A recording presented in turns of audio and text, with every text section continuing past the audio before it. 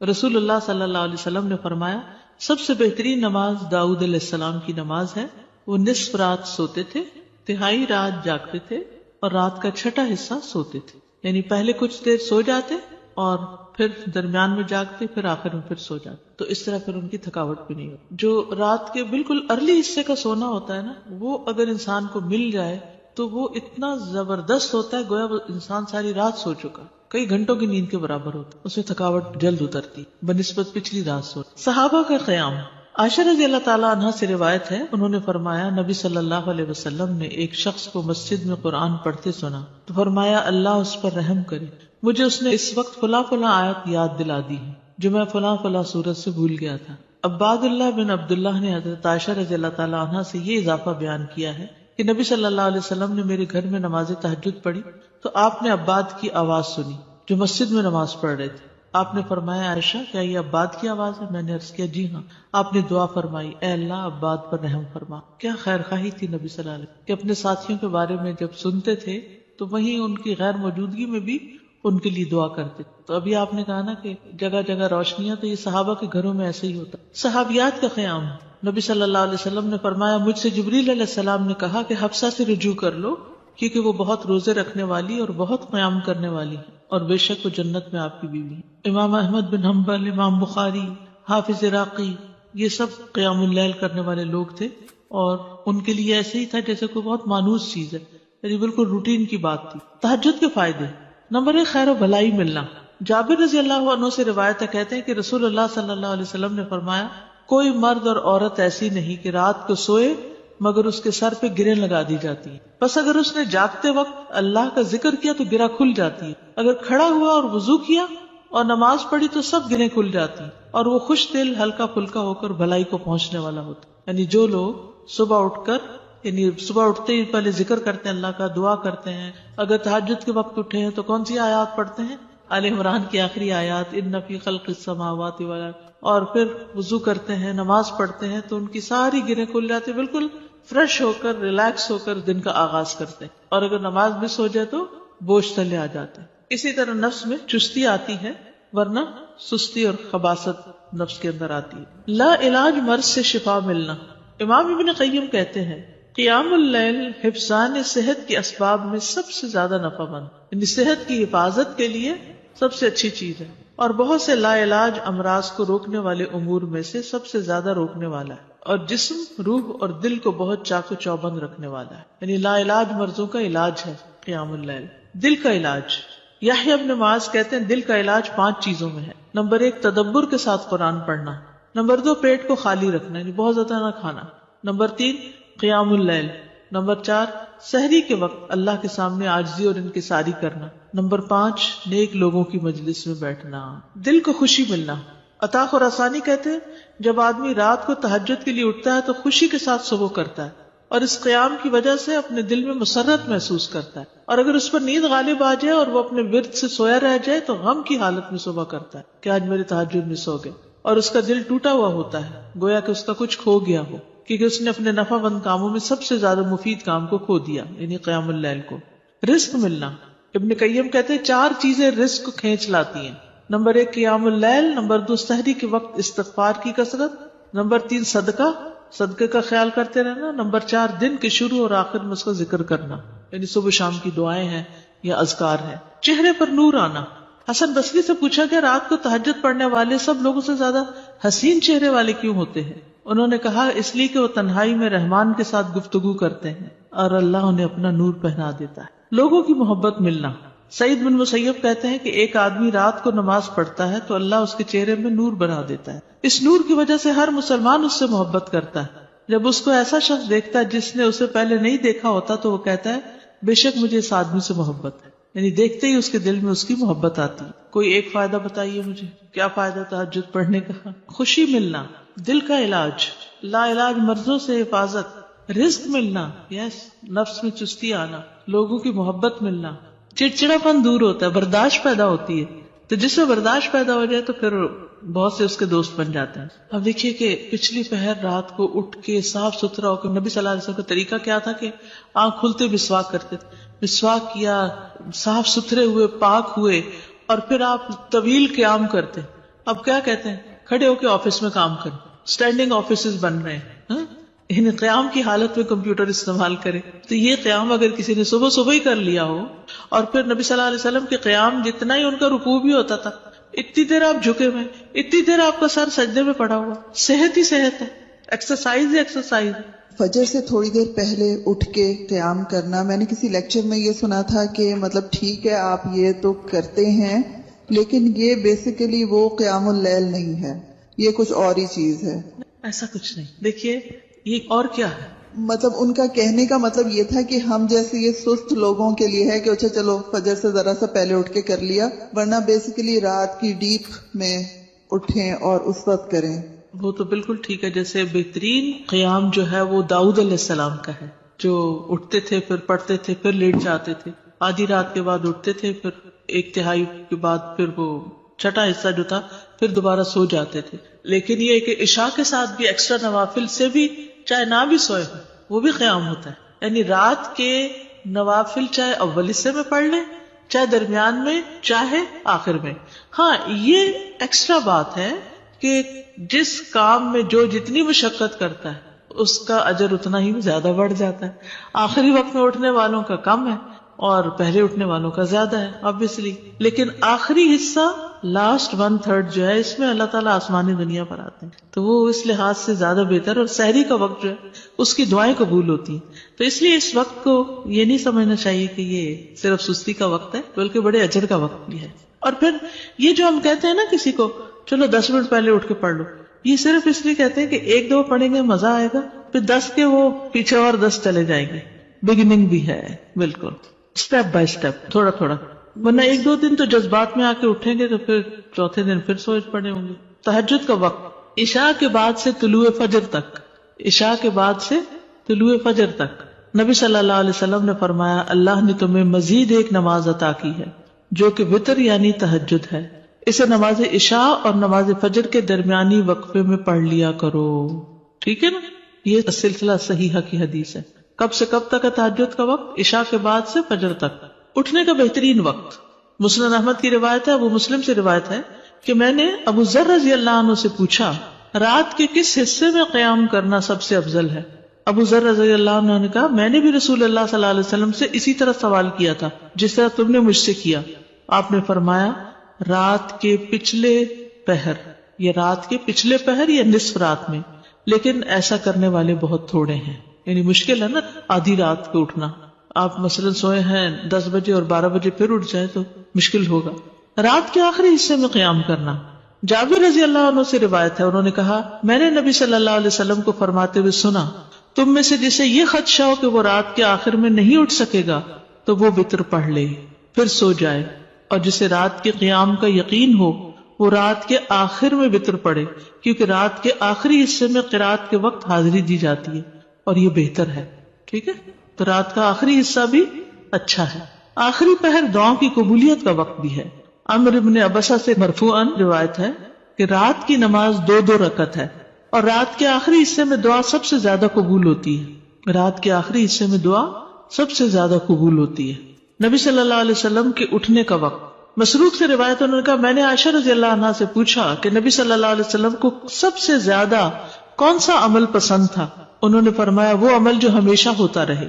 میں نے کہا آپ رات کو کب اٹھتے تھے؟ انہوں نے فرمایا جب مرغ کی آواز سنتے تو اٹھ جاتے.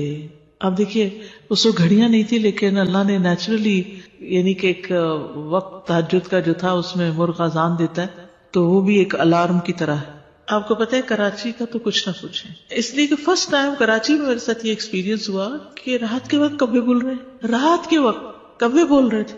یہ فرسٹ ٹائم میں نے دیکھا تو میں نے کہا یہ کیا ہوا ہے, یعنی میں پریشان ہو گئی جب شروع میں گئی وہاں, یہ کیا ہو رہا ہے. پھر مجھے سمجھ میں آیا کہ یہاں کراچی میں تو ساری رات ٹریفک چل رہی ہوتی ہے اور لوگ جاگ رہے ہوتے ہیں, کہ کراچی میں لوگ رات کو زیادہ جاگتے ہیں, تو وہ پھر کبھی بھی جاگنے لگے. کھانا ملتا ہے, بالکل کھانا بھی ملتا ہے. اب دیکھیں ریسٹورینٹس کے باہر وہ پرندے اڑ کے رات کے وقت آ کے بیٹھ کے جاتے ہیں, کیونکہ دن کو وہ سب بند پڑا ہوتا ہے بیچارے, ان کا رزق بھی رات کو کھلتا ہے. ان کا یعنی کہ وہ سارا سسٹم ڈسٹرب ہو چکا ہے. جیسے انسان ڈسٹرب ہو گئے تو پرندے بھی ڈسٹرب ہو گئے. حضرت عائشہ سے روایت فرماتی ہیں آپ صلی اللہ علیہ وسلم شروع رات میں سوتے اور آخر رات میں بیدار ہو کر تہجد کی نماز پڑھتے.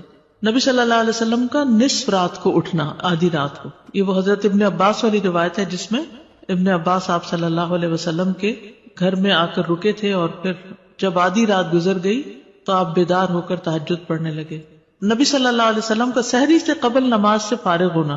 حضرت عائشہ کہتی ہیں کہ جب سحری کا وقت ہوتا تو میں نبی صلی اللہ علیہ وسلم کو اپنے پاس سویا ہوا ہی پاتی، یعنی آپ تہجد پڑھ کے دوبارہ سو جاتے تھے. حضرت عائشہ سے روایت بیان کرتی ہیں کہ بلا شبہ اللہ عز و جل رسول اللہ صلی اللہ علیہ وسلم کو رات میں جگا دیتے، چنانچہ صبح نہ ہو پاتی کہ آپ اپنے معمول کی عبادت سے فارغ ہو چکے ہوتے تھے. تہجد کے لیے بیدار ہونے کی سنتیں.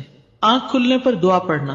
نبی صلی اللہ علیہ وسلم نے فرمایا جو شخص رات کو بیدار ہو کر یہ دعا پڑھے لا الہ الا اللہ وحدہ لا شریک لہ لہ الملک ولہ الحمد وہو علی کل شیء قدیر الحمد للہ وسبحان اللہ ولا الہ الا اللہ واللہ اکبر ولا حول ولا قوة الا باللہ ثم قال اللہم اغفر لی او دعا استجیب لہ فإن تودع وصلى قبلت صلاته. نبی صلی اللہ علیہ وسلم نے فرمایا جو شخص رات کو بیدار ہو کر یہ دعا پڑھے لا الہ الا اللہ آخر تک اور پھر کہے اللہم اغفر لی، اے اللہ میری مغفرت فرما، یا کوئی اور دعا کرے جو اس کی دعا ہے تو اس کی دعا قبول ہوتی ہے. پھر اگر اس نے وضو کیا اور نماز پڑھی تو نماز بھی قبول ہوتی ہے. ٹھیک ہے. آل عمران کی آخری 10 آیات پڑھنا. ابن عباس نے ابو المتوکل کو بتایا کہ انہوں نے ایک رات نبی صلی اللہ علیہ وسلم کے ہاں گزاری تو اللہ کے نبی رات کے آخری حصے میں اٹھے، باہر نکلے اور آسمان پر نظر ڈالی، پھر سورۃ آل عمران کی آیت پڑھی ان فی خلق السماوات والارض. 3 بار وقفے سے اٹھنا. ابن عباس کہتے ہیں وہ ایک رات رسول اللہ صلی اللہ علیہ وسلم کے ہاں سوئے تو رات کو آپ جاگے، مسواک کی اور وضو فرمایا. آپ اس وقت یہ آیات پڑھ رہے تھے ان فی خلق السماوات والارض. یہ آیات تلاوت فرمائی حتیٰ کہ سورت ختم کی، پھر آپ کھڑے ہوئے اور 2 رکعتیں پڑھی. ان میں بہت طویل قیام، رکوع اور سجدے کیے، پھر واپس پلٹے اور سو گئے یہاں تک کہ آپ کی سانس کی آواز سنائی دینے لگی. پھر آپ نے اس طرح 3 دفعہ کیا، 6 رکعتیں پڑھی. ہر دفعہ آپ مسواک کرتے، وضو فرماتے اور ان آیات کی تلاوت فرماتے. پھر آپ نے 3 وتر پڑھے، پھر مؤذن نے اذان دی تو آپ نماز کے لیے باہر تشریف لے گئے. یعنی بار بار وضو کیا، بار بار مسواک کیا اور بار بار ان فی خلق پڑھا اور عبادت کی. بیدار ہوتے ہی مسواک کرنا. ابن عمر سے مرفوعاً مروی ہے کہ آپ صلی اللہ علیہ وسلم جب سوتے تو مسواک آپ کے پاس ہوتی، جب بیدار ہوتے تو مسواک سے ابتدا کرتے. اسی طرح جب آپ تہجد کے لیے کھڑے ہوتے تو اپنا منہ مسواک سے اچھی طرح صاف کرتے. 2 رکعتیں پڑھ کر سلام پھیرتے اور مسواک کرتے. سبحان اللہ، کس کثرت کے ساتھ منہ صاف کرتے. صحابہ کو بھی حکم دیا جاتا کہ رات کو اٹھے تو مسواک کرے. پھر درمیانہ وضو کرنا. ابن عباس سے روایت ہے انہوں نے کہا میں نے ایک رات اپنی خالہ میمونہ کے ہاں گزاری. نبی صلی اللہ علیہ وسلم رات کو اٹھے اور اپنی ضرورت کی جگہ آئے، پھر اپنا چہرہ اور دونوں ہاتھ دھوئے، پھر سو گئے اور پھر اٹھے اور مشکیزے کے پاس آئے، اس کا بندھن کھولا، پھر 2 وضو کے درمیان کا وضو کیا، یعنی ہلکا سا وضو، اور پانی زیادہ استعمال نہیں کیا اور اچھی طرح وضو کیا، پھر اٹھے اور نماز شروع کی. کم سے کم اور زیادہ سے زیادہ تعداد کتنی رکعتیں پڑھنی چاہیے. ٹھیک ہے. یہ بھی بڑا اہم سوال ہے. اکثر لوگ پوچھتے ہیں تہجد کتنی رکعتیں، تو یہ ظہر اثر وغیرہ کی طرح مقرر رکعتیں نہیں ہیں، اس میں وسعت ہے. ٹھیک ہے. کم سے کم اور زیادہ سے زیادہ تعداد. ابن عثیمین کہتے ہیں نبی صلی اللہ علیہ وسلم سے رات کی نماز کے متعلق سوال کیا گیا تو آپ نے فرمایا رات کی نماز 2 رکعت ہے، مثنا مثنا، اور آپ نے اس کو کسی تعداد کے ساتھ متعین نہیں کیا. آپ نے یہ نہیں فرمایا 4 ہے، 6 ہے، 8 ہے، 10 ہے، نہیں. کیا فرمایا؟ 2 ہے. تو جب نبی صلی اللہ علیہ وسلم نے اس کے لیے کسی گنتی کو متعین کیے بغیر کیفیت کو واضح کر دیا تو اس سے معلوم ہوا کہ نماز کا معاملہ اس بارے میں وسعت رکھتا ہے، یعنی اس میں کافی گنجائش ہے. انسان 100 رکعتیں بھی پڑھ سکتا ہے اور 1 رکعت کے ساتھ اس کو وتر بنا سکتا ہے.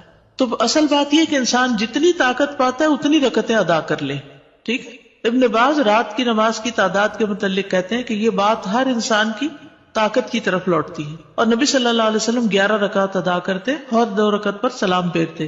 آپ علیہ الصلوۃ والسلام اپنی قرات، اپنے رکوع اور اپنے سجدوں کو لمبا کرتے تھے اور قیام اللیل کو 2 ہلکی پھلکی رکعتوں کے ساتھ شروع کرتے تھے. سب سے بہتر یہی ہے. اور اگر وہ 3، 5 یا اس سے بھی زیادہ پڑھتا تو کوئی حرج نہیں. ہر ایک اپنی طاقت کے مطابق ادا کرے گا، اس میں کوئی حد نہیں. لیکن سب سے افضل صورت 11 رکعت نماز پڑھنا ہے، 8 تہجد اور 3 وتر. نبی صلی اللہ علیہ وسلم کا رمضان اور غیر رمضان میں 11 رکعت سے زیادہ نہ پڑھنا. ابو سلمہ بن عبد الرحمن سے روایت ہے، انہوں نے عائشہ رضی اللہ تعالیٰ عنہا سے پوچھا، اور یہ صحیح مسلم کی روایت ہے، کہ رمضان میں رسول اللہ صلی اللہ علیہ وسلم کی نماز کیسے ہوتی تھی؟ انہوں نے جواب دیا، رسول اللہ صلی اللہ علیہ وسلم رمضان اور اس کے علاوہ دوسرے مہینوں میں فجر سے پہلے 11 رکعتوں سے زیادہ نہیں پڑھتے تھے. شیخ البانی کہتے کہ صحیح نص کے ذریعے رسول اللہ صلی اللہ علیہ وسلم کے فعل سے قیام اللیل کی رکعات کی تعداد 11 ثابت ہے، اور جب ہم اس میں غور کرتے ہیں تو ہمارے لیے انتہائی واضح طور پہ ظاہر ہو جاتا ہے کہ آپ اپنی پوری زندگی اس گنتی پر قائم رہے، خواہ رمضان ہو یا اس کے علاوہ آپ اس سے زیادہ نہیں پڑھتے تھے. جہاں 13 کی بات آتی ہے نا تو وہ 2 سنت فجر کی بھی شامل کر لیتے ہیں. حضرت عائشہ سے روایت ہے، نبی صلی اللہ علیہ وسلم رات کو 11 رکعتیں پڑھتے، 8 رکعتیں تہجد اور 3 وتر. کبھی 9 رکعتیں بھی پڑھی ہیں آپ نے، ٹھیک ہے، کبھی 7 رکعتیں بھی ادا کی ہیں آپ نے، اور 7 سے کم نہیں پڑھی، یعنی 6 پڑھ کے 1 وتر کیا ہے، 7 سے کم نہیں پڑھی اور 13 سے زیادہ نہیں پڑھی. رکعات کی ادائیگی کا طریقہ کیا ہے؟ 2 کر کے پڑھنا. حضرت عبداللہ بن عمر سے روایت، انہوں نے کہا، ایک آدمی نے پوچھا کہ اللہ کے رسول رات کی نماز کیسے ادا کی جائے؟ آپ نے فرمایا، رات کی نماز 2 رکعتیں ہیں، جب صبح ہونے کا اندیشہ ہو تو 1 وتر پڑھ لو. جب آپ تہجد پڑھتے تو ہر 2 رکعتوں کے بعد سلام پھیرتے اور 2 ہلکی رکعتوں سے آغاز کرتے. زید بن خالد جوہنی سے روایت ہے، انہوں نے کہا، میں آج رسول اللہ صلی اللہ علیہ وسلم کی نماز کا مشاہدہ کروں گا، یعنی رات کی نماز کا. میں نے دیکھا کہ آپ نے 2 ہلکی رکعتیں پڑھی، پھر 2 انتہائی لمبی، بہت ہی زیادہ لمبی رکعتیں ادا کی، پھر 2 رکعتیں پڑھی جو ان 2 لمبی رکعتوں سے ہلکی تھی، پھر 2 پڑھی جو پہلے والوں سے کم تھی، پھر 2 پڑھی جو اپنے پہلی والی رکعتوں سے کم تھی، پھر 2 رکعتیں پڑھی جو اپنی پہلی والی رکعتوں سے کم، پھر وتر ادا کیا. یعنی سب سے پہلے 2 ہلکی، پھر 2 خوب لمبی، پھر 2 اس سے کچھ کم، پھر اس سے کم، پھر اس سے کم، پھر اس سے کم. لیکن آپ کی یہ جو رکعتیں تھی بہت خوبصورت اور بہت طویل ہوتی تھی. حضرت عائشہ کہتی ہیں، ان کی خوبصورتی اور ان کی طوالت کے بارے میں مت پوچھو. پھر 4 رکعتیں پڑھتے، ان کے حسن، ان کی طوالت کے بارے میں نہ پوچھو. پھر 3 رکعتیں پڑھتے، یعنی 4 کے بعد تھوڑا سا بیچ میں وقفہ. پھر لمبے سجدے کرتے تھے. حضرت عائشہ کہتی ہیں کہ رسول اللہ صلی اللہ علیہ وسلم رات کو 11 رکعات پڑھتے تھے. یہ آپ کی رات کی نماز تھی. اس میں آپ اتنا طویل سجدہ کرتے کہ اپنا سر اٹھانے سے پہلے تم میں سے کوئی 50 آیتیں پڑھ لے. تہجد میں قرات، لمبی قرات کی فضیلت صحیح مسلم میں ہے. جابر رضی اللہ عنہ سے روایت ہے، انہوں نے کہا کہ رسول اللہ صلی اللہ علیہ وسلم نے فرمایا، فضیلت والی نماز وہ ہے جس میں قیام لمبا ہو، یعنی دیر تک کھڑے رہے. 10 آیات کی تلاوت کا اجر. رسول اللہ صلی اللہ علیہ وسلم نے فرمایا، جس شخص نے 10 آیتوں سے قیام کیا وہ غافلوں میں سے نہیں لکھا جاتا. 100 آیات کی تلاوت کا اجر. رسول اللہ صلی اللہ علیہ وسلم نے فرمایا، جس نے 100 آیات کے ساتھ قیام کیا وہ فرما برداروں میں سے لکھا جاتا ہے. رسول اللہ صلی اللہ علیہ وسلم نے فرمایا، جس نے رات کی نماز میں 100 آیات کی قرات کی اسے غافلین میں نہیں لکھا جاتا اور اسے فرما برداروں میں لکھ لیا جاتا ہے. 1000 آیات کی تلاوت کا بے انتہا اجر. رسول اللہ صلی اللہ علیہ وسلم نے فرمایا، جو 1000 آیات سے قیام کرے وہ بے انتہا ثواب جمع کرنے والوں میں لکھا جاتا ہے. مقنطرین کا لفظ آتا ہے. نبی صلی اللہ علیہ وسلم کی قرات. آپ صلی اللہ علیہ وسلم کی تہجد میں قرات مختصر ہونے یا لمبی ہونے کے اعتبار سے مختلف ہوتی تھی. کبھی آپ ہر رکعت میں یا ایھا المزمل کی مقدار کے مطابق قرات کرتے تھے، اور یہ 20 آیات والی سورت ہے، ٹھیک ہے. کبھی آپ ہر رکعت میں کیا پڑھتے؟ یا ایھا المزمل 20 آیات والی. کبھی 50 آیات کے برابر قرات کرتے تھے، اور کبھی کبھی سورۃ البقرہ اور آل عمران اور النساء بھی. تو اس سے ہی پتہ چلتا ہے کہ اس میں کوئی لگا بندہ قاعدہ نہیں کہ اتنی ضرور قرات کی جائے، حسب حالت کم یا زیادہ کی جا سکتی ہے، لیکن obviously جتنی کریں گے پھر اس کا اجر اتنا ہی مختلف ہو جائے گا. نبی صلی اللہ علیہ وسلم کا قیام لمبا ہوتا تھا. عبداللہ بن مسعود سے روایت ہے، وہ کہتے ہیں، میں نے ایک رات نبی صلی اللہ علیہ وسلم کے ہمراہ تہجد پڑھی تو آپ کافی دیر کھڑے رہے، حتیٰ کہ میں نے ایک برے کام کا ارادہ کیا. ہم نے کہا، آپ کا کیا ارادہ تھا؟ انہوں نے فرمایا، میں نے یہ ارادہ کیا کہ میں نبی صلی اللہ علیہ وسلم کو قیام میں چھوڑ کر خود بیٹھ جاؤں. تھک گئے ہوں گے. ایک ہی آیت کی مسلسل تکرار. حضرت عائشہ سے مروی ہے، انہوں نے کہا کہ نبی صلی اللہ علیہ وسلم نے ایک رات قرآن کی ایک ہی آیت سے قیام کیا، یعنی ایک آیت بار بار پڑھتے رہے. اور وہ کیا آیت تھی؟ ان تعذبہم فانہم عبادک وان تغفر لہم فانک انت العزیز الحکیم. اگر تو ان کو سزا دے تو بے شک وہ تیرے ہی بندے ہیں، اور اگر تو معاف کر دے تو بے شک تو ہی غالب بڑی حکمت والا ہے. یعنی یہ تو تجھ پر ہی، یعنی کہ ایک طرح سے رحم ہی کی درخواست کر رہے ہیں کہ تیرے بندے ہیں، تو رحم فرما دے ان پر. اسی طرح سورۃ الاخلاص کی تکرار، بار بار ایک ہی سورت. پھر اسی طرح جہری اور سری دونوں طرح سے قرات کرنا جائز ہے. آپ چاہیں تو تہجد میں بلند آواز سے تلاوت کریں، چاہیں تو دل میں پڑھیں. غزیف بن الحارث سے روایت ہے کہ میں نے عائشہ رضی اللہ تعالی عنہا سے کہا، کیا آپ نے دیکھا کہ رسول اللہ صلی اللہ علیہ وسلم قرآن اونچی آواز سے پڑھتے تھے یا خاموشی سے؟ فرمایا کبھی اونچی آواز سے پڑھتے، کبھی دھیمی آواز سے. میں نے کہا اللہ اکبر، تمام تعریف اللہ کے لیے جس نے اس معاملے میں وسعت رکھی. اب یہ اختلاف نہیں، کیا ہے؟ وسعت ہے. ابو ہریرہ سے روایت ہے، وہ بیان کرتے ہیں کہ نبی صلی اللہ علیہ وسلم رات کو کبھی بلند آواز سے اور کبھی دھیمی آواز سے قرات کرتے. ابن عباس کہتے ہیں کہ نبی صلی اللہ علیہ وسلم کی قرات اس قدر بلند ہوتی کہ صحن میں بیٹھا آدمی سن سکتا تھا جب آپ گھر میں یعنی کمرے میں ہوتے تھے. حضرت عائشہ سے مروی ہے کہ ایک شخص رات کو اٹھا اور قرات کرنے لگا. اس نے اپنی آواز بلند رکھی. جب صبح ہوئی تو رسول اللہ صلی اللہ علیہ وسلم نے فرمایا اللہ فلاں پہ رحم فرمائے، اس نے رات مجھے کتنی ہی آیتیں یاد دلا دی جو میں بھول چکا تھا. تو بعض اوقات اونچی قرات سے دوسرے لوگوں کو فائدہ ہو جاتا ہے جو آس پاس ہوتے ہیں. درمیانی آواز میں قرات. ایک رات نبی صلی اللہ علیہ وسلم نکلے اور ابو بکر رضی اللہ عنہ کے پاس سے گزرے. وہ نماز پڑھ رہے تھے اور ان کی آواز دھیمی تھی.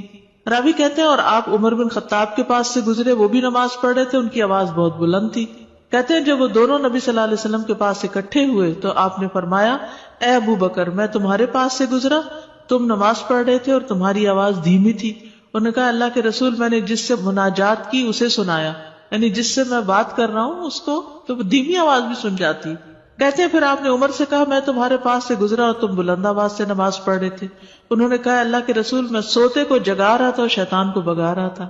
بس نبی صلی اللہ علیہ وسلم نے فرمایا اے ابو بکر، اپنی آواز کچھ بلند کیا کرو، اور اے عمر، تم اپنی آواز کچھ دھیمی رکھا کرو. درمیانی چیز. لیکن یاد رکھیے کہ دوسرے کو اذیت نہیں دینی چاہیے. اگر کوئی سو رہا ہے اور وہ چاہتا ہے کہ ہم اونچا نہ پڑھیں تو پھر اونچا نہ پڑھیں. یا کوئی اور بھی تہجد پڑھ رہا ہے، یعنی ایک ہی کمرے میں ہسبینڈ وائف دونوں پڑھ رہے ہیں اور دونوں ہی اپنی اپنی اونچی کر رہے ہیں تو کسی کی کوئی بات سنائی نہیں دے گی. ابو سعید کہتے ہیں کہ رسول اللہ صلی اللہ علیہ وسلم نے مسجد میں اعتکاف فرمایا.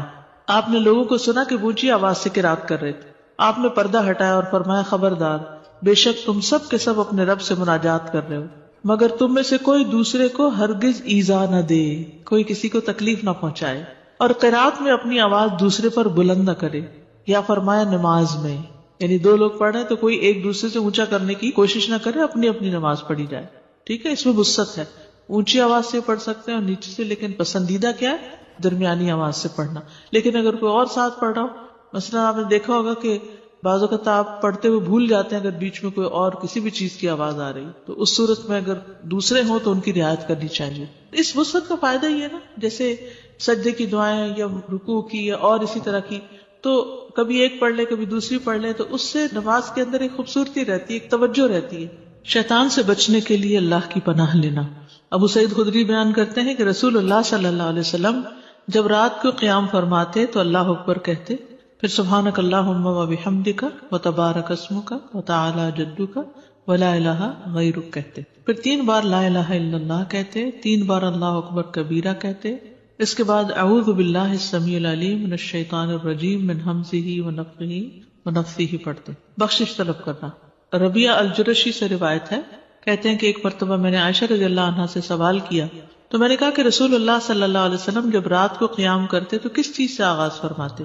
انہوں نے کہا کہ آپ 10 مرتبہ اللہ اکبر کہتے، 10 بار سبحان اللہ، 10 بار لا الہ الا اللہ، 10 بار استغفر اللہ، اور 10 مرتبہ یہ دعا اللہم اغفر لی واہدنی وارزقنی، اور پھر 10 بار یہ دعا اللہم انی اعوذ بک من الضیق یوم الحساب، دنیا کی تنگی سے دعا مانگنا. شریک حوزنی کہتے کہ میں ام المومنین عائشہ رضی اللہ عنہا کے پاس گیا اور ان سے پوچھا کہ رسول اللہ صلی اللہ علیہ وسلم جب رات کو اٹھتے تو کس چیز سے ابتدا کرتے؟ انہوں نے کہا تحقیق تو نے مجھ سے ایسا سوال کیا جس کے متعلق تجھ سے پہلے مجھے کسی نے نہیں پوچھا. آپ جب رات کو اٹھتے تو 10 بار اللہ اکبر کہتے، 10 بار الحمدللہ کہتے، 10 بار سبحان اللہ و بحمدہ کہتے، 10 بار سبحان الملک القدوس کہتے، 10 بار استغفر اللہ کہتے، 10 بار لا الہ الا اللہ کہتے، 10 بار اللہم انی اعوذ بک من ضیق الدنیا و ضیق یوم القیامہ، اس میں قیامت کی تنگی کا بھی ذکر آتا ہے اور دنیا کا بھی. پھر اسی طرح آپ اللہم اغفر لی واہدنی وارزقنی وعافنی بھی 10 دفعہ یہ اللہ اکبر الحمدللہ سبحان اللہ اور استغفر اللہ کرنے کے بعد یہ پڑھتے تھے. پھر سجدے کی دعا